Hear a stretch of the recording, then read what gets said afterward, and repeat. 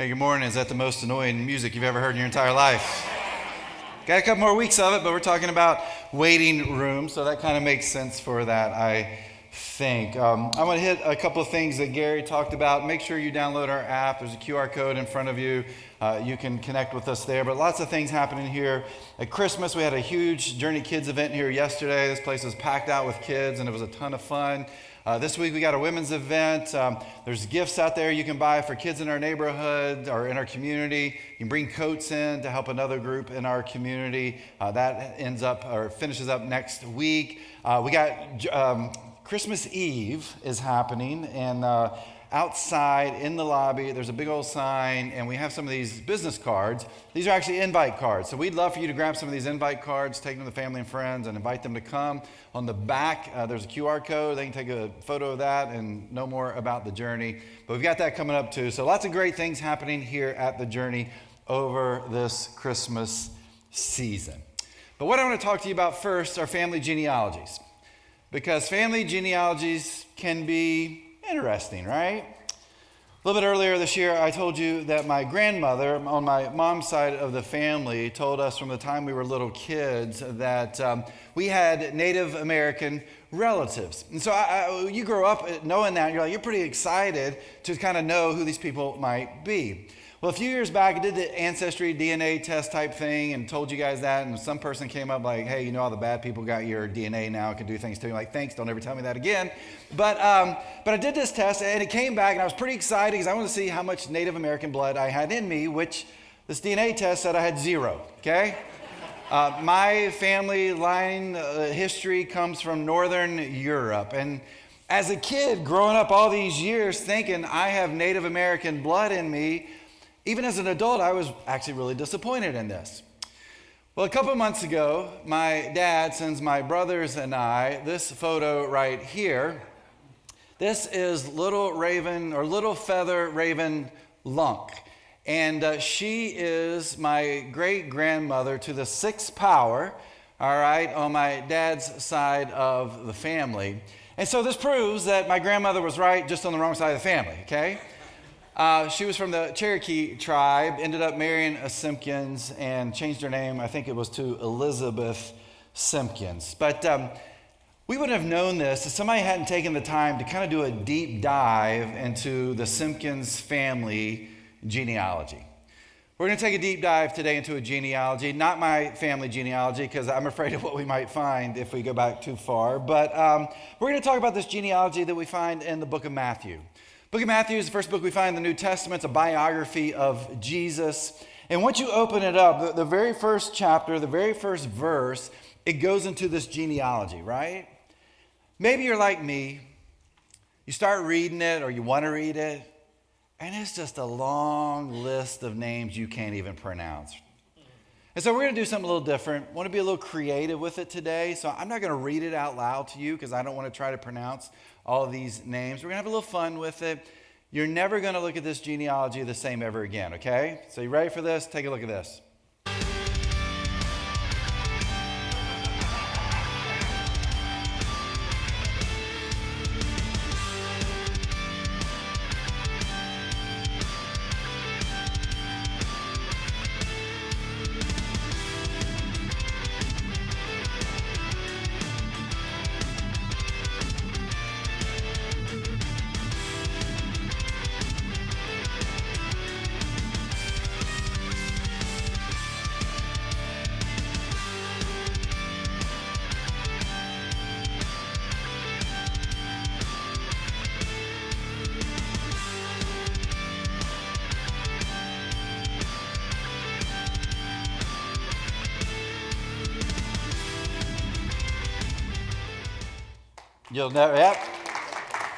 You'll never see it the same again, will you? Some people are like, why didn't you use the original? Well, it's because you got to pay copyright fees, and we don't want to do that, right? So we got some royalty-free stuff there. But this genealogy is not riveting literature, is it? Like, again, it's a bunch of names. Most of them we can't even pronounce. But you have to understand, for first century Jews, these names had meaning. There was history behind these names. There were stories behind these names. And for Matthew, Matthew has a purpose for why he is sharing these particular names in his genealogy. He's weaving together the history and the stories and this purpose for the reader. But it's important to understand who the reader is here. And the reader for Matthew is a Jewish audience. He writes this book to this Jewish audience. How do we know this? Well, if we go through the book, there's words and phrases that Matthew uses that were very much Jewish in nature. There's explanations he gives. There's things he talks about that happens at the temple that you would only understand if you were part of the Jewish culture. But what really helps us know that this is intended for a Jewish audience is this genealogy. Because the very first name that Matthew brings to our attention is this guy named Abraham. And so when they saw that name Abraham, they would have been intrigued and interested to know what was going to come after that. Now, why would he start with Abraham? It goes back to what Joel preached about last week. Joel talked about Abraham, said Abraham was this guy that God shows up in his life and God gives him these promises. And the last promise that God gives to Abraham is this one. All the families on earth will be blessed through you. This promise is about this Messiah to come. And so as a Jewish person, as you're looking at this and you see Abraham's name, you understand that this points back to the very beginning, right? Here is Abraham, who is the father of your nation, who's been given this promise by God, and you are waiting for this promise to be fulfilled.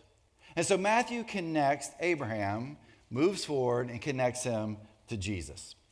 Now, the Israelites loved them some Abraham, but they loved them some King David too. And we see King David's name in this genealogy also. David was like the greatest king in their minds. They looked up to David as the greatest king ever. And when they think about a Messiah, they think about a Messiah that's coming back like King David and going to be a great king himself.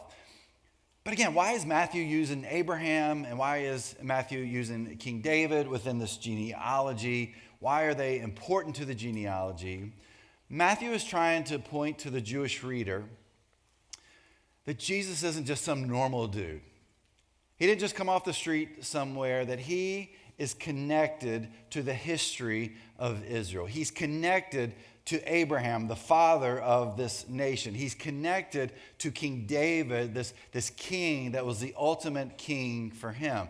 That Jesus is a part of this royal lineage. And so Matthew is making that connection back to Abraham and to David and to this royal family. In fact, Matthew kind of does something interesting with his genealogy to emphasize Jesus' royal connection. The Hebrews were really big on numerology. And so letters had numbers and your name had a number to it. The name David has a number to it. It's you take out the vowels there and it's actually DVD. And D is equal to 4, V is equal to 6. You add those up and you get this number 14. What's the importance here? Well, if you go back to Matthew, you're going to find there are 3 sets of 14 generations that are listed. And so the first set of 14 goes from Abraham to King David. The next set goes from King David to the exile. I'm going to talk about that in a second. And then the last 14 generations go from the exile actually to Jesus. Granted, Matthew leaves out a few pieces to that, a few generations in here, but for the Jewish people, they don't care about that. They want to see this connection between Jesus and King David. And so this number 14 would have been a big deal to them. So here we have 42 generations that Matthew lists out, connecting Jesus to David and connecting Jesus to Abraham. D.A. Carson says this, he's a professor and theologian.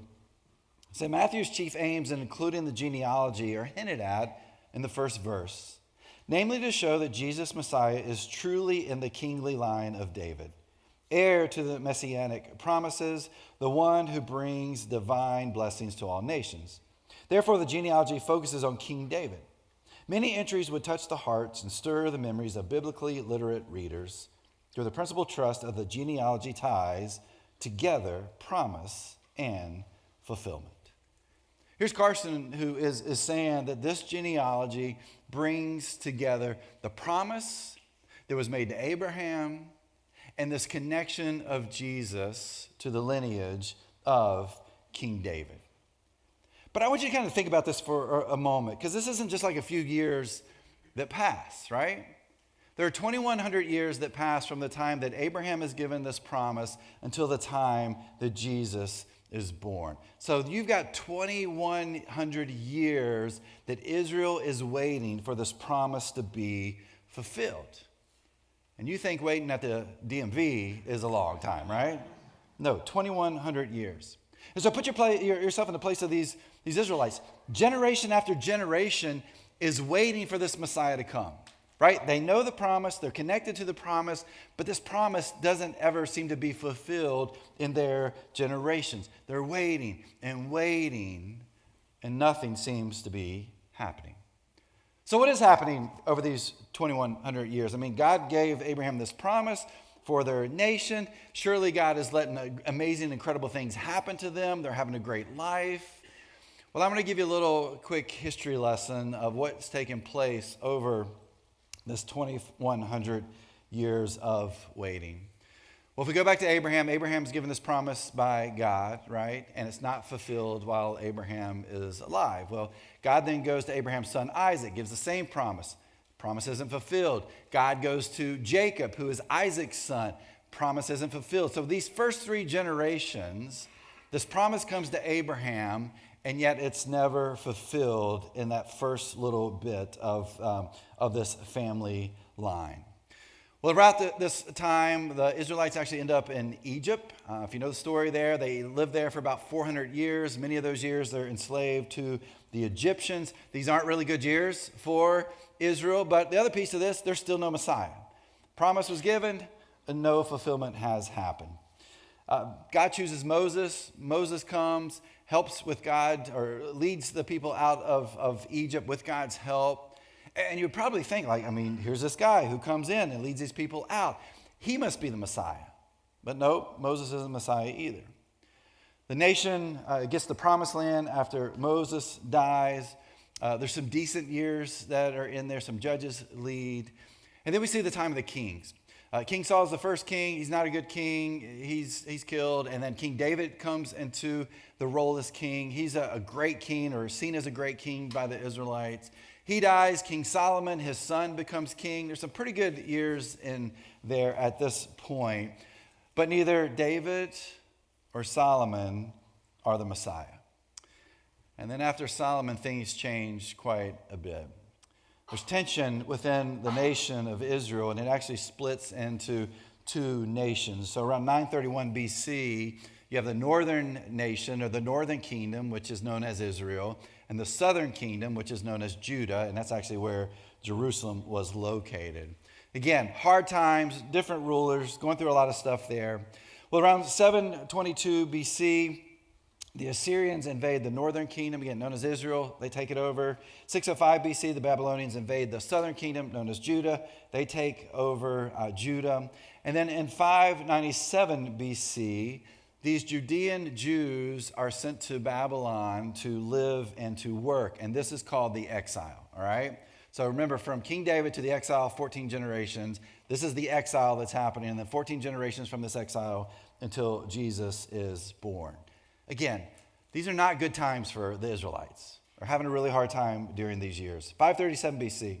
Jewish people are given a chance to go back to their homeland, to their city. They get back to Jerusalem. The walls are totally torn down. The temple is fully destroyed. Still no Messiah.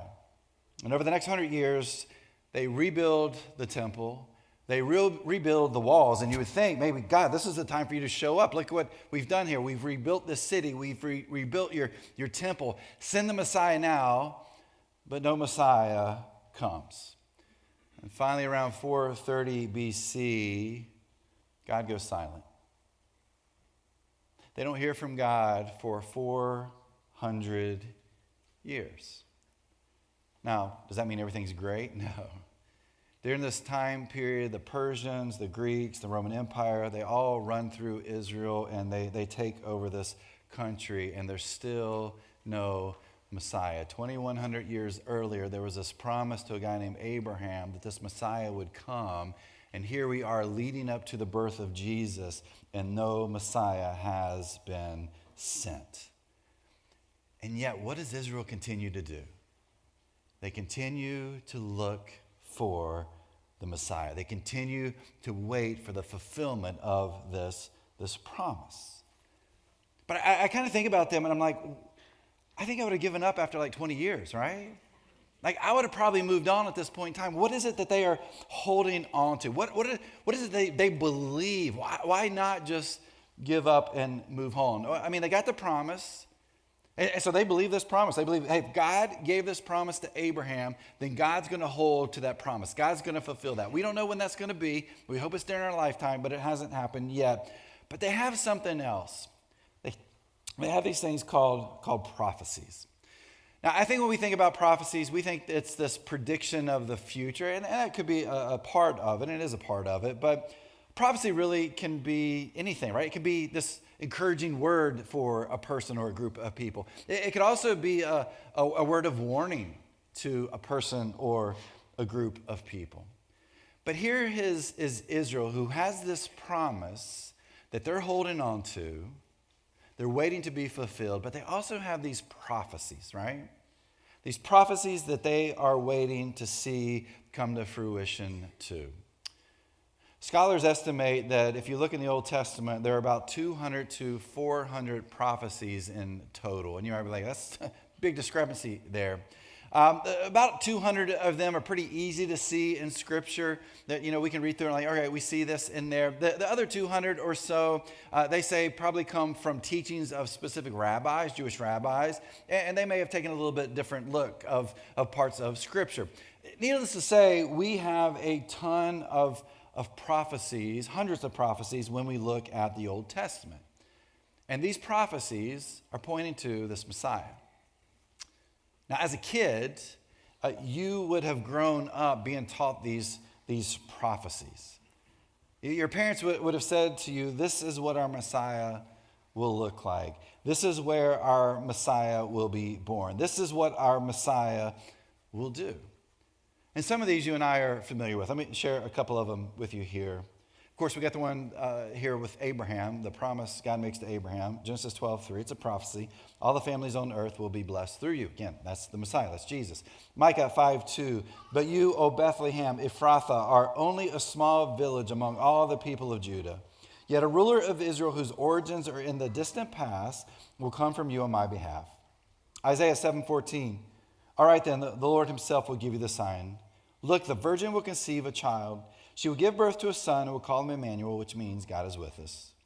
Isaiah 9:6, for a child is born to us, a son is given to us. The government will rest on his shoulders, and he will be called Wonderful Counselor, Mighty God, Everlasting Father, Prince of Peace.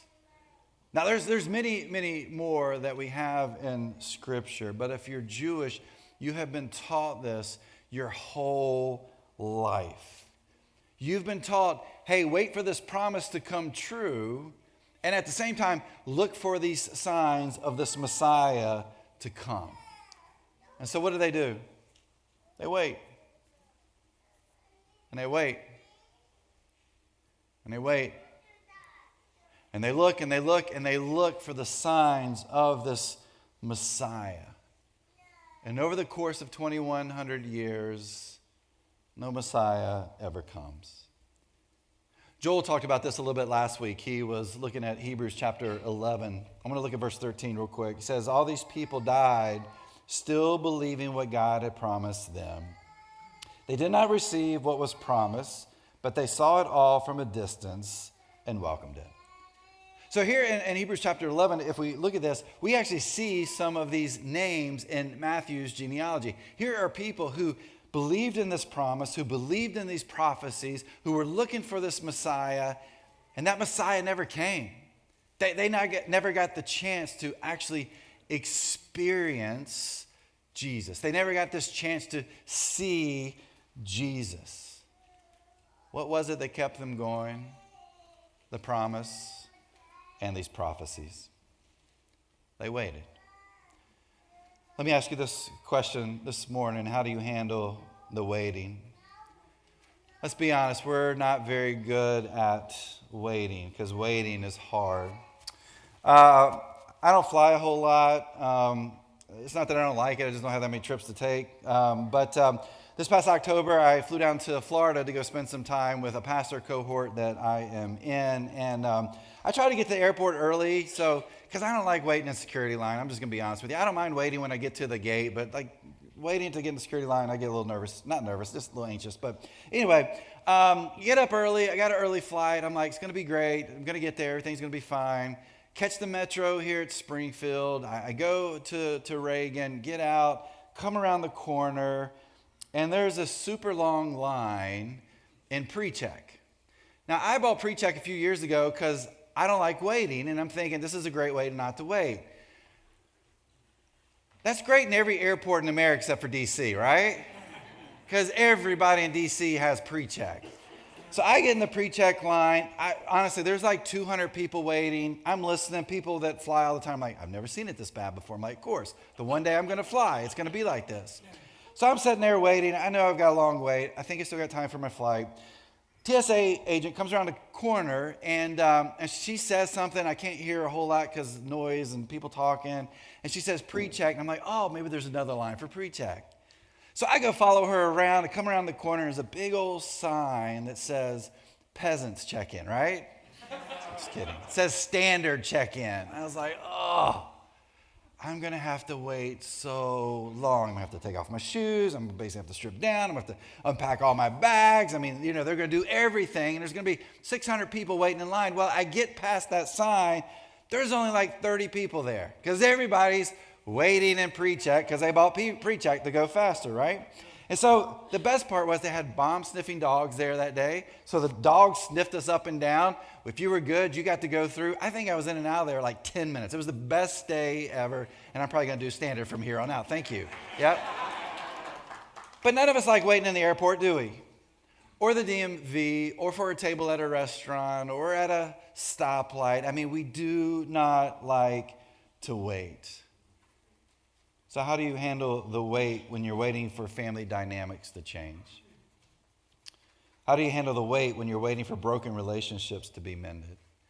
How do you handle the wait when you're waiting for that promotion to happen, or for that guy to pop the question, or for that addiction to be defeated? Like, it's actually really hard to wait.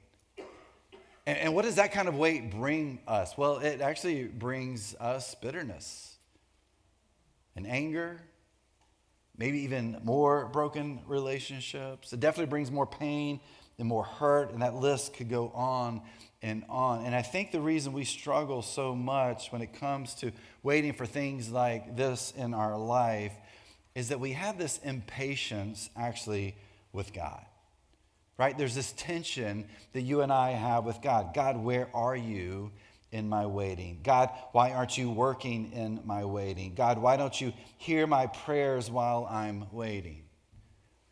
Now, in the spring of next year, we're actually going to do this whole series on God, and we're going to walk through some of these questions and talk about the characteristics of God. But for now, what do we do in the waiting?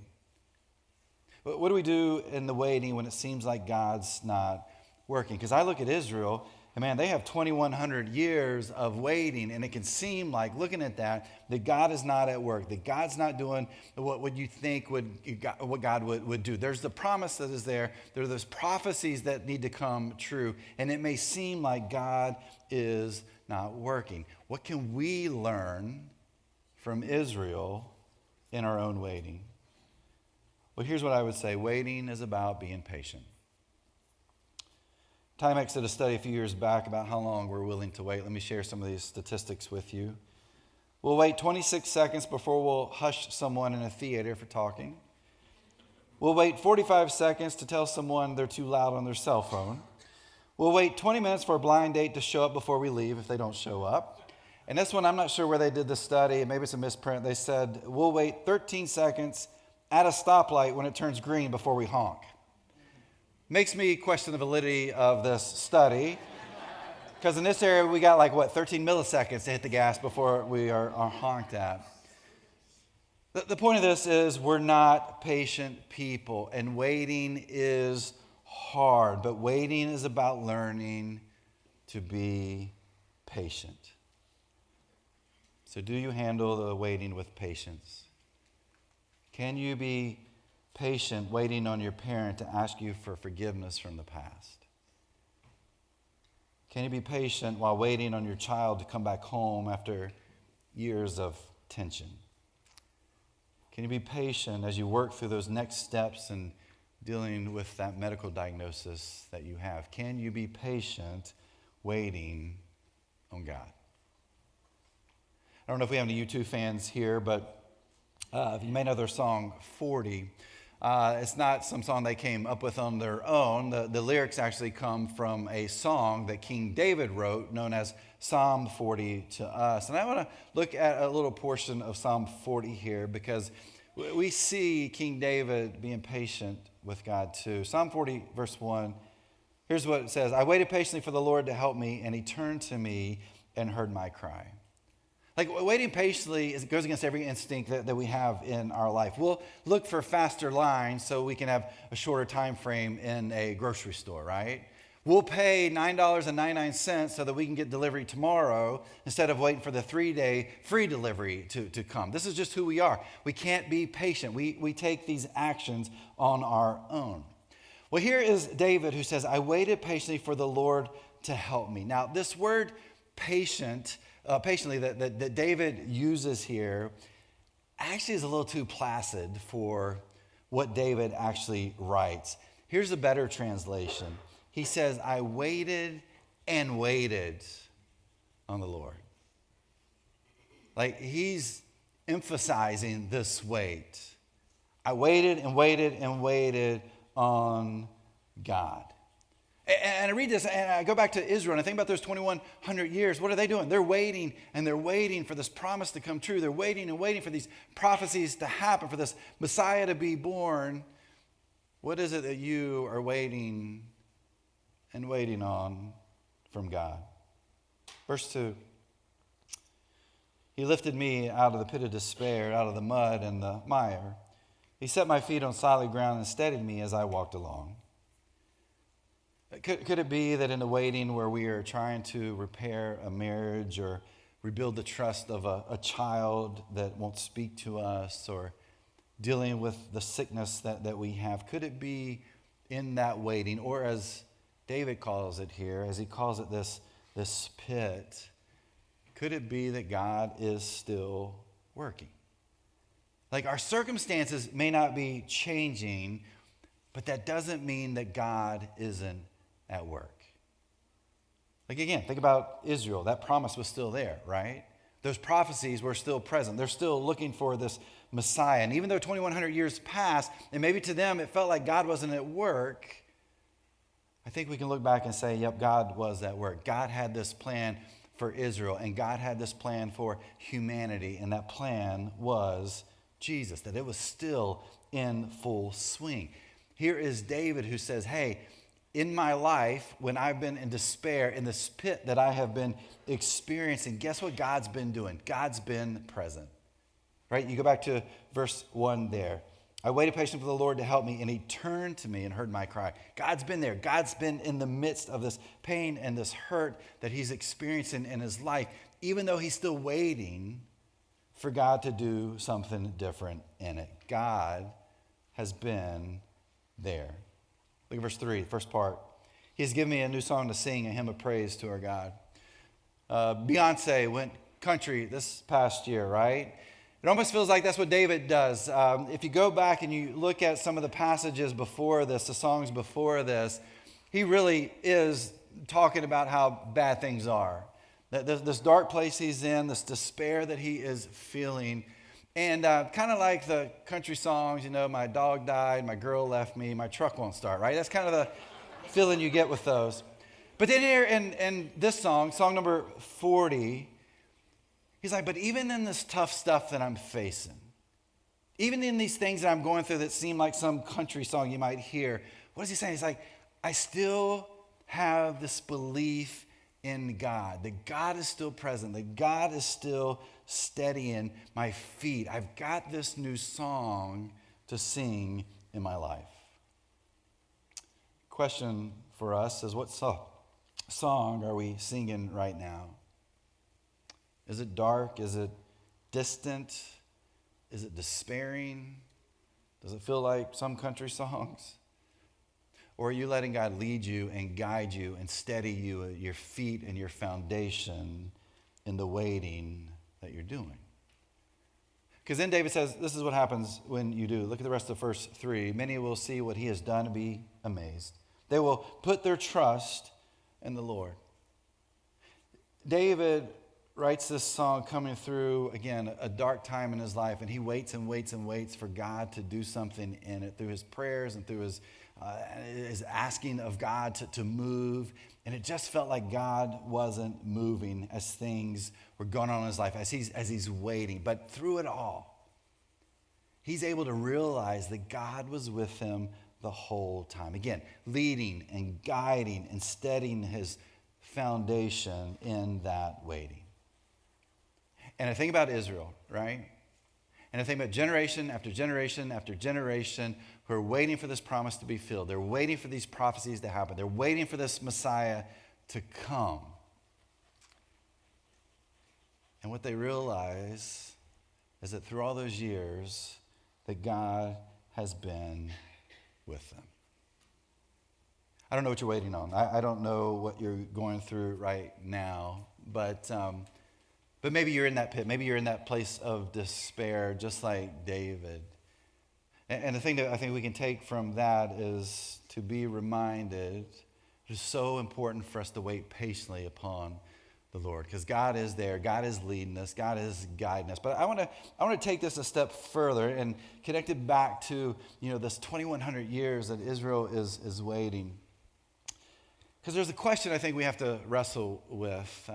Last week we were in our neighborhood group and we were talking about Joel's message, and the question came up, like, what would you do if you go through your whole life, you've been waiting and praying for this particular thing to happen, this thing to change in your life? What would you do if you go through your whole life and you die and you never get to experience what you've been waiting on? How would that affect you? How would that change you? Or better yet, what would you hold on to? I've shared this story a few times here at the Journey, and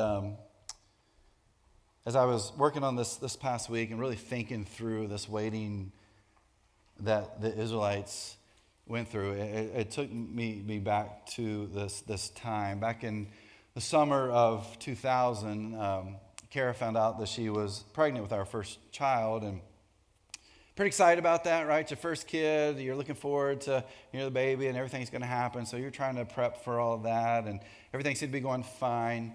She goes in for her 4-month checkup. They do a blood test, like, hey, everything's probably good, and we're not worried about. We're young and healthy. Well, we get a phone call from the doctor, and the doctor says, hey, there's some abnormalities in these blood tests, so we want you to come back in. So we go back in, they do some more blood tests, do some pretty specific imaging, take us back to the doctor's office, and the doctor says, hey, here's what we found out. Your daughter has Down syndrome, and not just that, but she has a lot of health issues, and we're pretty sure that she will not live, and so we advise you to terminate the pregnancy.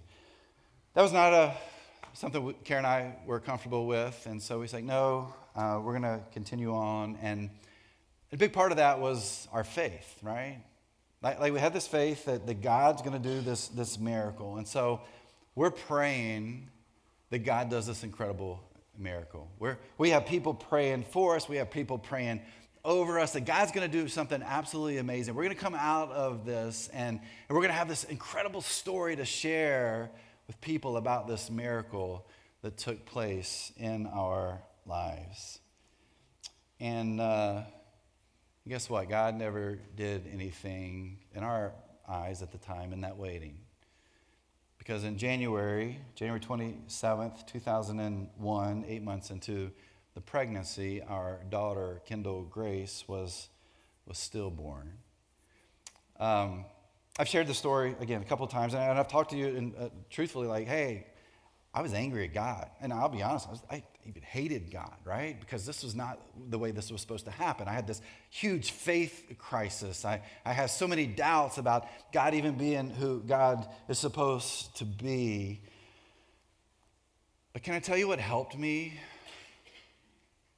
work through that and got me to a place of where my faith is actually stronger now than it was before that happened? It actually goes back to the promise. It goes back to this promise that God makes to this guy named Abraham and says, hey, all families will be blessed through you. It goes back to those prophecies. It goes back to those prophecies where there are these prophecies that are all about this Messiah to come, the power of who this Messiah is going to be, this leader that this Messiah will be. It's pointing directly to Jesus. And I will tell you, sure, I still have some questions about a few things in the Bible, but I will tell you the one thing I do not deny is Jesus. I can't deny it. I mean, historically, Jesus was real. And then I look at the Old Testament, I look at that promise, I look at those prophecies. I cannot deny that Jesus was a person here on this earth sent by God. Like, that's the one thing that has helped me through this time in my life and those experiences that we had 24 years ago. But there's another part to this story.